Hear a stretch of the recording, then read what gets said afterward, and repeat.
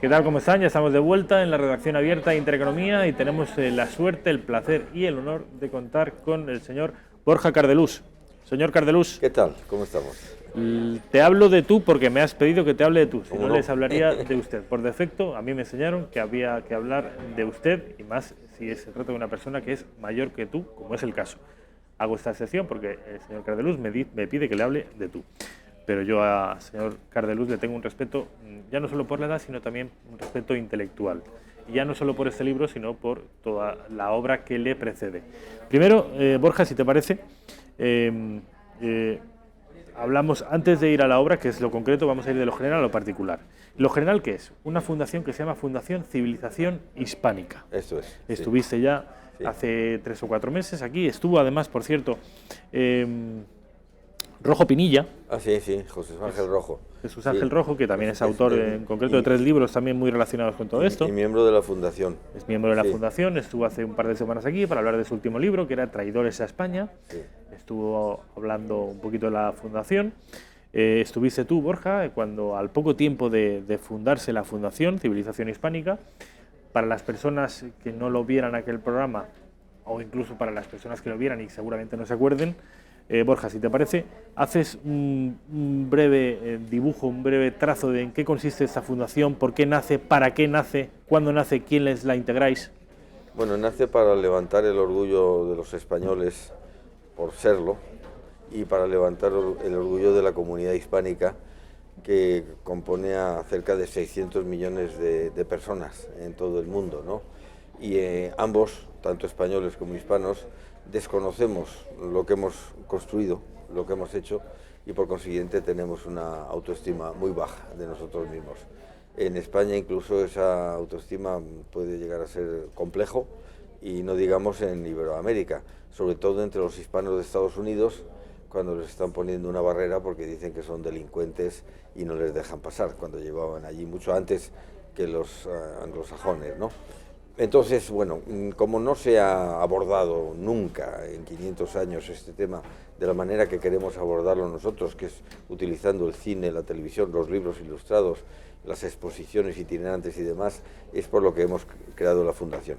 Coincide con el tema de Cataluña, pero es casualidad, ¿eh? La verdad es que la teníamos pensada de antes y debemos ya encarar definitivamente todos estos temas tan preocupantes. Borja, ¿quiénes formáis la Fundación Civilización Hispánica? Bueno, pues hay una serie de, sobre todo son profesionales muy entusiastas del tema.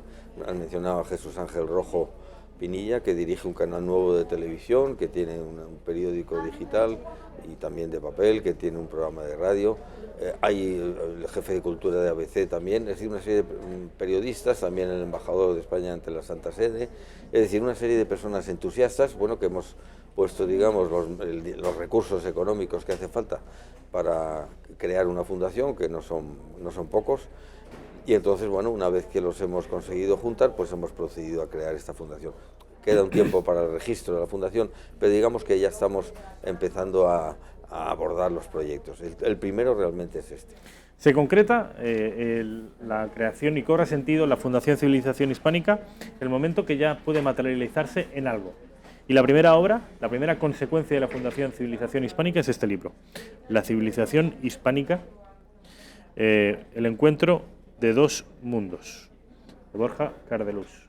Antes de abordar la tesis, la historia que cuenta este libro, Borja, hubo en el 5º centenario del descubrimiento de América, en 1992, que fue además un año muy importante para España, hubo una polémica con respecto a cómo describir lo que se produjo el 12 de octubre de 1492, si fue un descubrimiento o si fue un encuentro entre 2 mundos.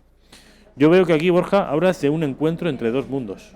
Hombre, claro, porque el mundo americano prehispánico era muy importante, es decir, ahí vivían cerca de 14 millones de personas, con unas culturas en muchos aspectos avanzadas, en otros aspectos tremendamente atrasadas, y realmente pues sí es un encuentro, porque realmente lo que se produjo tras el descubrimiento fue un mestizaje. Es realmente el fruto primero es que los españoles se cruzaron con las indígenas, y entonces de ahí surgió una raza nueva, ¿no? Una raza mixta, híbrida, hispánica, completamente, que ha conformado toda una civilización. De esto apenas somos conscientes en España y en el mundo iberoamericano, pero la civilización hispánica es una de las dos grandes del mundo occidental, la otra es la anglosajona.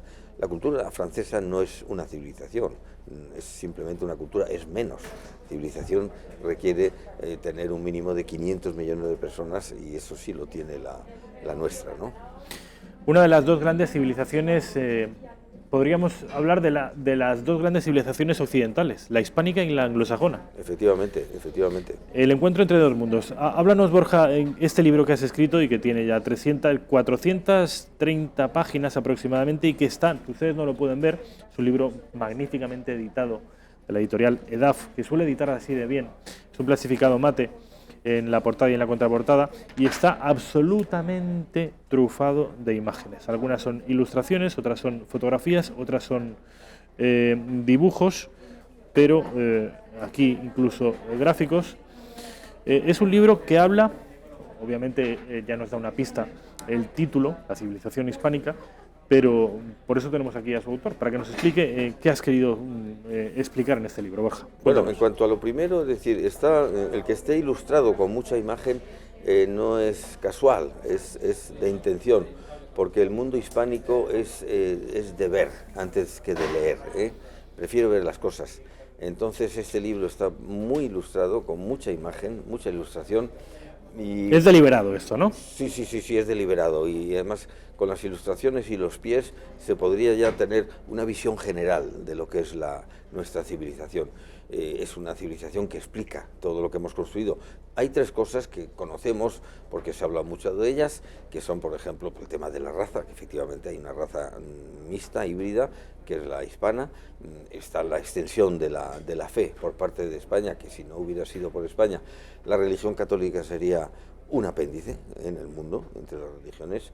España es la que le da extensión, la que le da catolicidad, precisamente universalidad a la religión católica, y la lengua, que ha llegado a ser, por el impulso español, la tercera lengua del planeta detrás del chino, mandarín y el inglés. Pero hay otras muchas cosas que desconoce la gente, La civilización hispánica también es el trasiego de alimentos entre ambos mundos, uno de los cuales, y ahí se cuenta, el maíz y la patata resuelven el hambre en Europa, es decir, el maíz y la patata que vienen de América, pues resuelven las hambrunas producidas por la sequía, por las heladas y demás. Al ser productos de ciclo corto, están menos sujetos a las heladas. Esto supone que Europa no deje de morirse de hambre, y un incremento demográfico brutal, que van a ser los brazos de la revolución industrial y al final del capitalismo. Es una de las contribuciones hispánicas a la humanidad, ¿no? Otra es, por supuesto, que se habla aquí, la supervivencia de las razas indias. Es decir, a España se le ha acusado de genocidio. Es todo lo contrario, es todo lo contrario. Hubo una mortandad inicial por causa de los virus que llevaron los españoles, que eran virus europeos, tosferina, viruela, tifus, sarampión. Pero de cada 100 muertos que hubo en América, 99 fue por acción de los virus y 1 por acciones de guerra. O sea, no hubo un genocidio, hubo una mortandad, y luego se recuperó. Cuando llegan los españoles hay 13 millones de indios, cuando en estos momentos hay casi 17 millones de indígenas.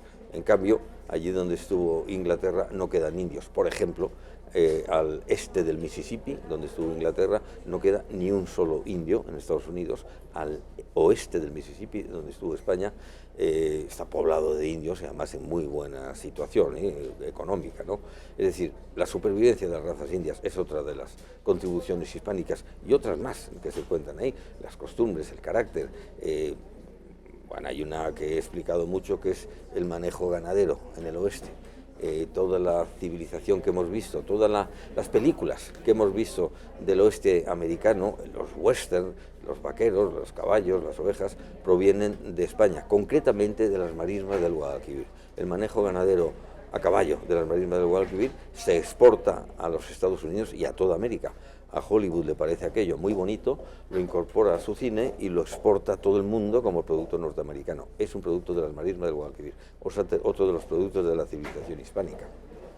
Hábleme, uno de los capítulos de este libro que escribes, Borja, es el de el idioma español, un idioma que hoy compartimos con, lo digo porque lo sé de memoria, he leído el dato hace apenas unos minutos, 576 millones de hispanohablantes en el planeta, 576. Háblanos, Borja, de la dimensión del idioma español, cómo, al contrario de lo que se viene acusando, no fue un idioma que se impusiera a sangre y fuego, no fue un idioma, precisamente que los españoles tuviéramos demasiado interés en imponerlo a las tribus indias, y sin embargo, a día de hoy, en el 2018, se ha convertido en una de las 3 lenguas francas del mundo.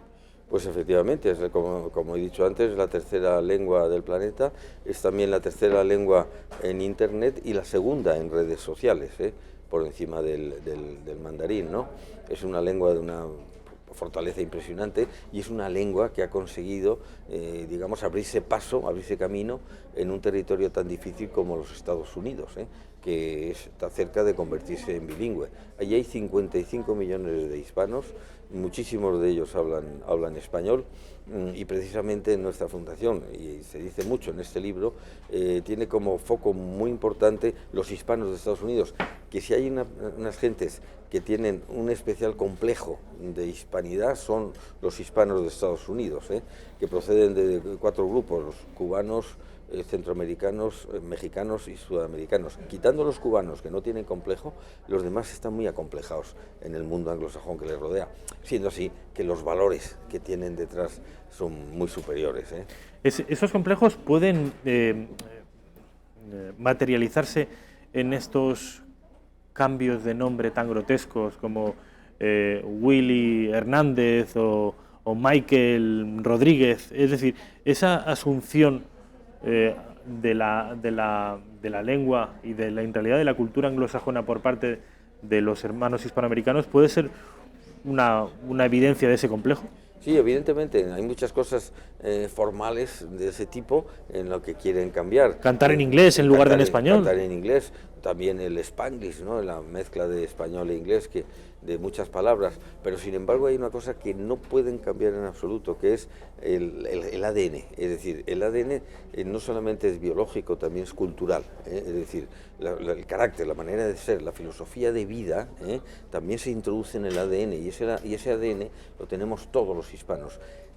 Y ese ADN se manifiesta, se escribe aquí, lo escribo aquí, se manifiesta en muchas cosas, es en el carácter, la comunicación intensa de los hispanos de aquí y de allí, la facilidad de comunicación, el sentido familiar amplio, la solidaridad, la generosidad, la atención por el presente antes que por el futuro y por el pasado, lo que le lleva a disfrutar plenamente del presente, el sentido festivo, la afición a la fiesta. Todo esto son notas de la hispanidad, del carácter hispánico. Eso no se puede cambiar. O sea, eso harían falta no ya siglos, milenios para poder cambiar eso, porque está introducido tanto en los españoles como en los hispanos del otro lado del Atlántico, incluso en muchísima gente de las Filipinas, ¿no? Por consiguiente, la civilización hispánica es una civilización sólida, por encima incluso del idioma, por encima incluso de la religión, por encima incluso de la política. Está sólidamente implantada en esos 600 millones de personas. Esto es lo interesante, ¿no?, de nuestra civilización, que es una civilización arraigada, sólida, fija, que no se puede disolver de ninguna manera. Al revés, va a ir a más porque es muy expansiva, es muy expansiva. Los propios Estados Unidos tienen que poner barreras para evitar la expansión, la invasión de México, que fue por otra parte en su día propietario de los Estados Unidos. Lo fue España, España tuvo 3/4 partes de soberanía de los actuales Estados Unidos, 3/4 partes, que se dice pronto. Incluso Alaska fue territorio soberano de España, ¿no? Bueno, México lo perdió rápidamente, pero digamos que de alguna manera está culturalmente volviendo a los orígenes, ¿no? Bueno, solo hay que ver los nombres de toda la costa oeste de los Estados Unidos. Claro, efectivamente, sí. Los Ángeles o San Francisco, sí. Y lo que está Las Vegas. Y está ocurriendo una cosa, el indigenismo, lo que está produciendo el indigenismo populista, que está presente en Estados Unidos, pero sobre todo en Iberoamérica, está intentando nuevamente tergiversar las cosas y acusar a España de lo de siempre, de los vicios de siempre, la leyenda negra acostumbrada, ¿no? Pues hay estatuas de Junípero Serra que aparecen con la cabeza cortada o manchado de sangre, cuando Junípero Serra y su cadena de misiones fue la que no solamente llevó la fe a los indios, sino que los salvó de la extinción. Es decir, las misiones españolas, que eran centros de capacitación, centros de formación profesional de los indios, fueron los que salvaron a las razas indias de la extinción. Esto es una de las grandes obras, de unas grandes contribuciones hispánicas, españolas a la humanidad, que debe reconocerse. Este es otro de nuestros objetivos, reconocer la misión española como un instrumento por el cual España consiguió incorporar a los indios a la cultura occidental. Borja, hablas de la civilización hispánica como una civilización muy importante en el número, como una civilización culturalmente asombrosa, que deslumbra, que está de moda, y como una civilización expansiva, y que en tanto que expansiva los norteamericanos empiezan a ver cierto resquemor. Pero háblanos también de los puntos débiles, porque yo tengo entendido, y esto es algo que opera en nuestra contra, que a partir de la segunda y no digamos de la tercera generación de hispanos insertos en los Estados Unidos, el idioma español empieza a perderse. No, esto no es así. A veces pasa y entonces eso se airea mucho, ¿no? Que efectivamente al cabo, pero la expansión del español y de los hispanos en Estados Unidos es tan fuerte, es tan continua, que no puede. Es decir, a Estados Unidos se le ha llamado cementerio de idiomas. De hecho, en un principio había casi más alemanes que anglosajones, y estuvo a punto de ser la lengua oficial de los Estados Unidos por un solo voto. No fue el alemán la lengua oficial. El alemán está completamente enterrado. Se pensaba que con el idioma español iba a pasar lo mismo, pero es tan progresivo, está tan cerca México, está tan cerca Iberoamérica de Estados Unidos, que no. Y ya todos los letreros, con el español te puedes manejar ya en Estados Unidos. Cada vez hay más televisión, cada vez hay más cadenas de televisión, y yo soy optimista en ese sentido. No creo que se llegue a perder, ni muchísimo menos. Al revés, Estados Unidos va a ser una nación bilingüe. No, desde luego, ya a día de hoy en los Estados Unidos habitan más hispanohablantes que en la propia España. Bueno, sí, por supuesto. Es decir, el español de España es la tercera lengua del español. La primera es México, la segunda es Estados Unidos y la tercera es España. O sea que ya no es patrimonio nuestro solo, ¿no? Es patrimonio de ellos. Lo que tiene que hacer España es impulsar. Lo que tiene que hacer España, en definitiva, es lo que intentamos hacer desde la Fundación, es cine, televisión, exposiciones, cosas que lleguen de verdad al público, no meras conferencias, no meras foros de expertos. Eso no sirve para nada, ¿no? Desde luego, Borja, porque ha habido muchos intentos de muchas fundaciones o muchos esfuerzos individuales con la misma intención que el vuestro, y que han fracasado por quedarse, al menos desde mi punto de vista, siempre dirigirse en exclusiva a las élites. Claro. Vosotros desde el principio habéis tenido claro que el objetivo de la Fundación Civilización Hispánica es no tanto las élites, sino el gran mercado, el gran público. Y para acceder al gran público, desde siempre habéis pensado que era la cinematografía, el producto audiovisual, el que llega. Eso no es. Tanto los libros como el cine. Los libros, si son de texto, nada que hacer. Si son ilustrados aún, pero aún así un libro, por mucho que se venda, pues no llega a 10.000, 20.000, 30.000 ejemplares, da lo mismo. Que son los libros que los leemos siempre los mismos, pero que de ahí no salimos. Y los convencidos, además. Es la televisión lo que llega, ¿no? Entonces nuestro empeño... Y en ese sentido, a ver, háblanos de esto, la televisión, porque aquí ya empieza, Civilización Hispánica ya empieza a abordar asuntos diferentes. Esto del producto audiovisual, ¿qué tenéis pensado? ¿Qué tenéis? Bueno, pues mira, tenemos pensado, de momento estamos ya en tratos con Televisión Española, aunque queremos, digamos, saltar a los Estados Unidos, para que se produzca o se coproduzca en Estados Unidos las cosas, pero tenemos pensados diversos productos ya para empezar a tratar estos temas de una manera decidida, es decir, para llevar al público, al gran público, como dices, estos temas. Una serie sobre las contribuciones hispánicas a la humanidad que no se conocen. Son 13 capítulos, 13 contribuciones básicas, absolutamente básicas. Una es muy conocida, el descubrimiento de América, pero no es el descubrimiento de América, es el descubrimiento y el poblamiento de América, porque los portugueses también descubrieron el Brasil, pero no instalaron más que factorías, o sea, no, el poblamiento con ciudades, con pueblos, con hospitales, con universidades, eso es poblar, ¿no? Eso es pero es una de las 13. Entonces, una serie sobre estas 13, y además incluso en colaboración intentaríamos con alguna televisión iberoamericana como Televisa, para que llegue allí, ¿no? ¿Pero esto es una intención o esto está...? No, bueno, no es una intención, estamos en preparación, en conversaciones, digamos, con televisión, ¿no? Y de ahí luego, si no hablemos ya de los largometrajes, los largometrajes, sobre todo en una primera fase, relacionados con los 3 siglos de presencia de España en Estados Unidos, son de una importancia máxima, ¿no? Y se tienen que hacer allí, porque es un tema inédito, es decir, hay una cantidad enorme de argumentos de 3 siglos de presencia española que deben ser llevados al cine, y deben ser llevados al cine por los Estados Unidos. Hay 2 argumentos, tenemos también intención de tratar de poner en marcha todo eso, que es difícil, claro, mucho dinero, ¿no? Pero hay 2 motivos por los que Estados Unidos tiene que estar muy agradecido a España. Uno es por su ayuda a la independencia de los Estados Unidos. Es algo que se sabe algo. Las acciones de Bernardo de Gálvez, que vuelcan realmente la balanza a favor del ejército de Washington en su lucha contra Inglaterra. Esa es una película realmente impresionante, un argumento impresionante. Una película que no se ha hecho. No se ha hecho, pero la tenemos en proyecto. Y otro motivo grande de Estados Unidos hacia España es que si no hubiera sido por España, si no hubiera existido España, California hoy sería de Rusia, California y Alaska. Porque cuando Carlos III, siglo XVIII, decide ocupar California, lo decide por 2 motivos: para evangelizar a los nativos de California y políticamente para desplazar a los rusos que venían bajando desde Alaska instalando factorías comerciales, porque se quedarían apoderados de California, que estaba inédita, estaba virgen, no era de nadie, era res nullius, era terreno de nadie. Ante ese temor, España organiza lo que se llama la Santa Expedición, entonces desplaza a los rusos, los lleva hacia el norte y se apodera de California, digamos. Lo ocupa, luego lo abandona y interviene en México, que se queda con ello. Pero a Estados Unidos, recién creado, le costó poco trabajo desprenderse de México. No hubiera podido con los rusos de ninguna manera. Entonces hoy California y Rusia serían rusos. Bueno, es un motivo de agradecimiento y una película extraordinaria también, ¿no? ¿Se imagina así que nuestro país se pusiera de moda entre los estadounidenses? Bueno, yo estoy deseando. Una de las personas con las que hemos hablado, porque estamos ya, digamos, lanzando contactos en Estados Unidos y que se incorpora de alguna manera a esta fundación, es el actor Andy García.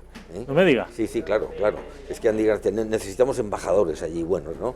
Entonces la incorporación de Andy García a este proyecto es básico porque, claro, él domina, está en primera posición en la industria de Hollywood. O sea, él compra esta... Sí. Bueno, de hecho, cuando yo estuve hablando con él una hora, hace un par de meses por teléfono, él en Hollywood y yo aquí en Madrid, y al final, después de que le expliqué todo lo que había significado la presencia de España en Estados Unidos de este a oeste, que él creía ceñida a California y a Florida, pues él me dijo, que es cubano, me dijo que se llamaba Andy García y Ponce de León.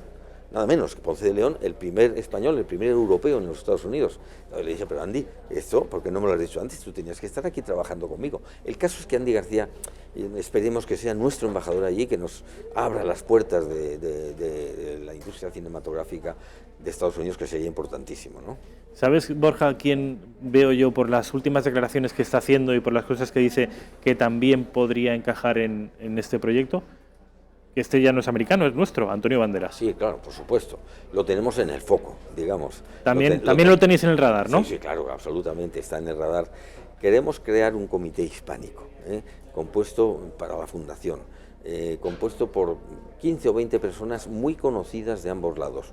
Andy García, Antonio Banderas, ya contamos con Ainhoa Arteta, contamos con el torero César Rincón, probablemente Gloria Estefan. Queremos incorporar a Antonio Banderas, a Mario Vargas Llosa, al Real Madrid, si se puede, ¿no? Algún norteamericano hispano, para conformar una especie de club hispánico que dé lustre, que eleve el prestigio de la hispanidad y que nos ayude a introducir estos proyectos. Porque realmente, como he dicho antes, sí que se han hecho fundaciones, pero nunca con estos objetivos audiovisuales, nunca. Siempre, al final, siempre es para dar conferencias, esas cosas que eso no sirve para nada. Los objetivos audiovisuales no es casualidad que esta fundación a la que pertenece Borja Cardelús se vuelque de manera inédita, no se había hecho hasta ahora en los productos audiovisuales.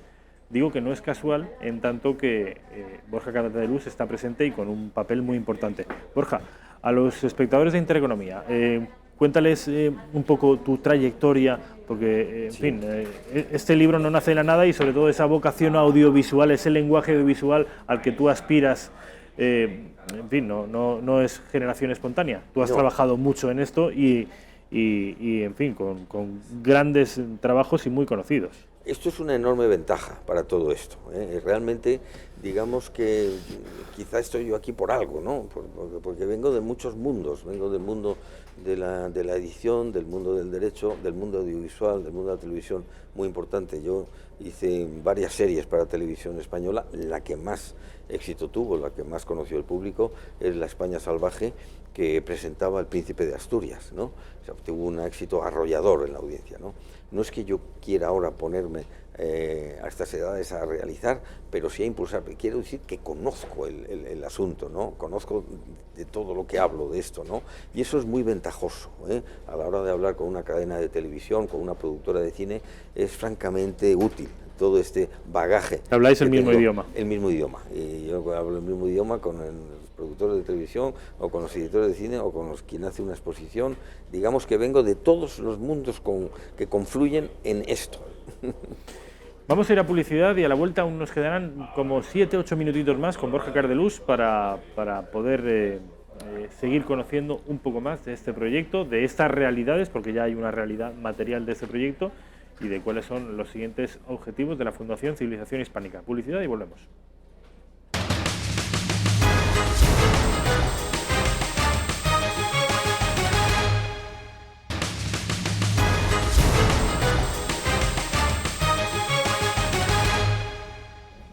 Ya estamos de vuelta en la redacción abierta, nos quedan 9 minutos para acabar esta entrevista con Borja Cardelús.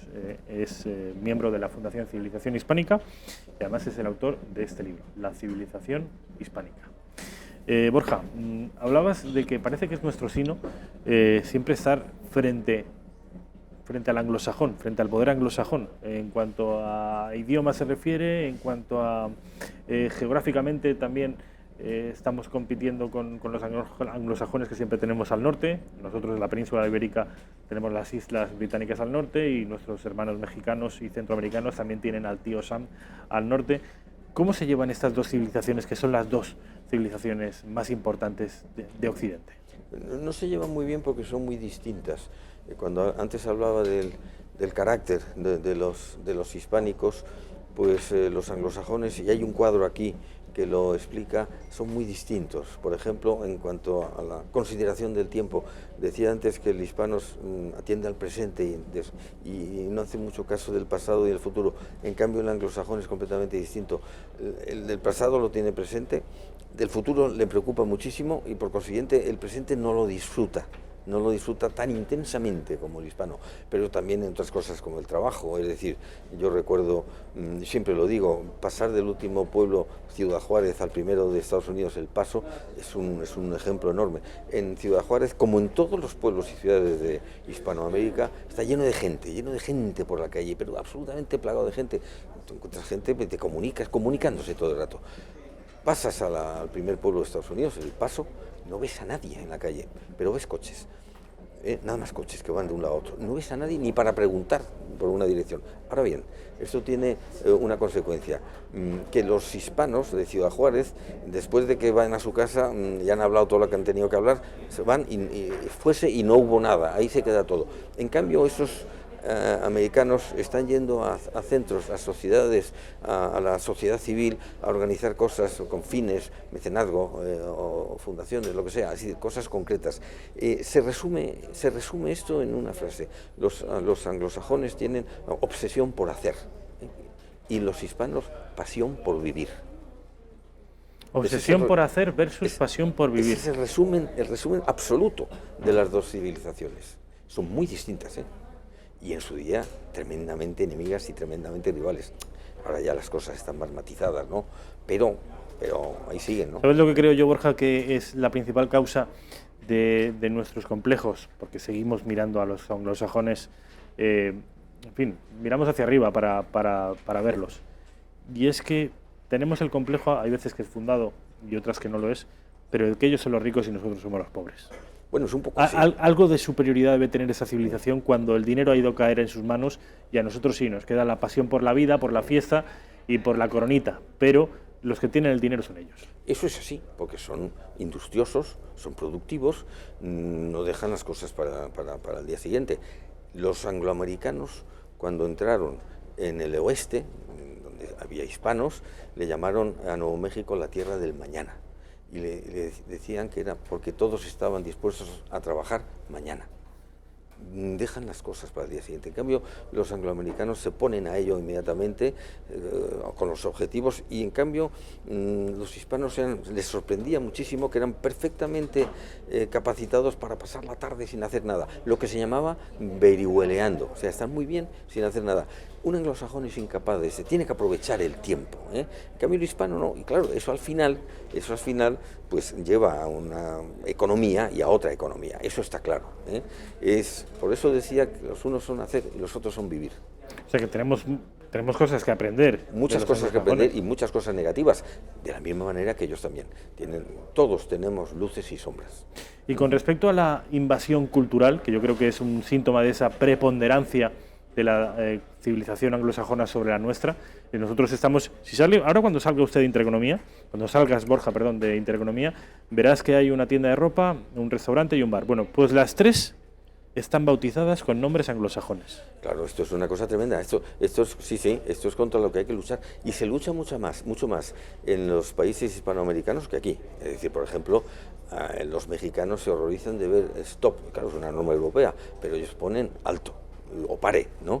Esa invasión ellos la protegen muchísimo, muchísimo más que nosotros, que a nosotros nos da todo igual, en el fondo nos da todo igual, ¿no? Ese es el problema. Esas cosas, pues, a nosotros nos interesan unas cosas que no interesan al mundo anglosajón, ¿no? Nosotros estamos, mira, si España pudo conservar 3 siglos Iberoamérica, fue porque realmente a los de allí no les interesaba mucho si era España la potencia ocupante o no, sino que les interesaban el juego de caña, los toros, las romerías, las fiestas. Eso es lo que interesa. Ahora, como toques esas cosas, hasta ahí no perdonan, ¿eh? Son distintas filosofías, completamente distintas. Nosotros yo lo que defiendo, o que queremos defender, es nuestra cultura, nuestra civilización, nuestros valores, para frenar efectivamente esa invasión cultural que se avecina. ¿Conoces el caso, Borja, del chaval que se llamaba, falleció hace 2 o 3 días, Alfie Evans, en el Reino Unido? No. Bueno, es una historia que me iba a dar pie para hablar sobre las diferentes religiones preponderantes en una y otra civilización, pero al desconocer el asunto te lo pregunto directamente. ¿Hasta qué punto crees que opera un papel protagonista en la fisionomía social de las dos civilizaciones el que una sea de preponderancia católica y otra protestante? ¿Lo ves revelador? Yo creo que no. Es decir, siempre se ha dicho eso, ¿eh? Siempre se ha dicho que el calvinismo es el que, digamos, que beneficia o favorece al que hace las cosas aquí, y en cambio el hispano está pendiente de otro mundo, otra vida y demás, y entonces lo fía todo al otro mundo. Yo creo que no es por eso. Yo creo que no es por influencia de la religión, ni muchísimo menos, porque no, es decir, es consecuencia del carácter. Es una cosa muchísimo más antigua que eso, muchísimo más antigua que las religiones. Quizá viene, en nuestro caso, de la invasión tartesia, mezclada luego con la árabe, quizá viene en los otros lados de los... No lo sé, pero es mucho más antiguo que las religiones, pero muchísimo más. Está afincado en el carácter, y el carácter, digamos que no lo cambia una religión u otra, no. Y de hecho hay países católicos que funcionan muy bien y países protestantes que funcionan muy mal. Es que no son las religiones. Y la religión, o sea, siempre se acusa a la religión católica de que ha sido una rémora para el progreso. No es así. Yo no atribuyo no acuso a las religiones de eso, sino a otros motivos del ADN cultural, del carácter biológico, todo eso. O sea, que la religión católica, aquel viejo mantra según el cual los católicos íbamos a ser pobres por el simple hecho de ser católicos y los protestantes ricos por serlo, esto se viene abajo, al menos según el parecer de Borja Cardelús. Borja, me parece que tú estás imputándole una personalidad a un pueblo cuando hoy la sociología contemporánea no es partidaria de esto. Es decir, el hombre es la cultura en la que vive la que lo forja y no su ADN, no nacen con una personalidad. Es decir, un hijo de mexicanos que nazca en Seattle acabará siendo un norteamericano con las costumbres, las formas, las filias y las fobias de un norteamericano. No tendrá nada de mexicano. Difícil. Es decir, puede incorporarse al trabajo. De hecho, ¿cuántos españoles cuando han ido a Alemania o Estados Unidos son magníficos trabajadores, aun siendo católicos? Magníficos trabajadores, magníficos industriales y magníficos emprendedores, ¿no? Pero un mexicano puede adoptar todas las formas, pero siempre será una cosa superficial. Su afición a la fiesta, su afición a la comunicación. ¿Eso es previo al nacimiento incluso? Eso está en el ADN, eso es absolutamente previo, eso es cultural. Y el ADN tiene una parte biológica, física y una parte cultural, absolutamente. De la misma manera que se ha descubierto que el lenguaje ya lo llevamos en los genes de alguna manera y que simplemente lo recordamos, es un descubrimiento de Chomsky, pues la cultura está ínsita en el ADN cultural. O sea que verdaderamente que se puede cambiar mucho, pero no del todo. Puedes adquirir formas, una superficie, un recubrimiento, pero en lo profundo sigues siendo lo que eres. Sigue siendo lo que eres. La civilización hispánica es el libro de Borja Cardelús, que pertenece el señor Cardelús a la Fundación Civilización Hispánica, que tantas y tan hermosas cosas tiene en el horizonte. Ya una de ellas se ha materializado. Esperemos que las siguientes, que son la mayoría en forma de productos audiovisuales, también vean la luz en breve. Borja Cardelús, ha sido un placer. Nada, muchas gracias. Muchas gracias por estar aquí. Muchas gracias. Vamos al informativo de Intereconomía.